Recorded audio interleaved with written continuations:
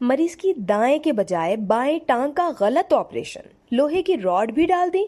गलती से ऐसा हो जाता है।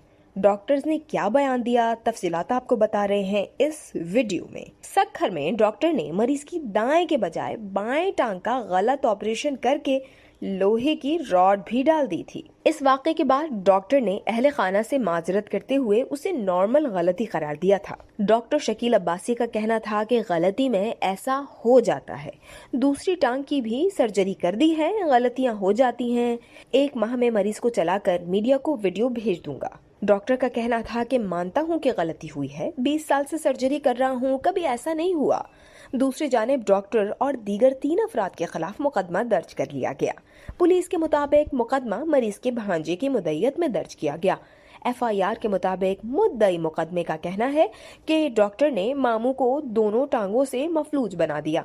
मरीज के अहले खाना का इस हवाले से कहना है कि 70 साल के रांझन शेख को फर्श पर गिरने से दाएं टांग में फ्रैक्चर हुआ था। डॉक्टर ने गफलत का मुजाहरा करते हुए बाएं टांग का ऑपरेशन कर दिया। वरसा का कहना है कि डॉक्टर ने 60,000 रुपए लेकर दूसरी टांग को भी खराब कर दिया। इस वीडियो से इतना ही। मजीद जानने के लिए सब्सक्राइब कीजिए डेली जंग YouTube चैनल और लाइक कीजिए डेली जंग Facebook पेज।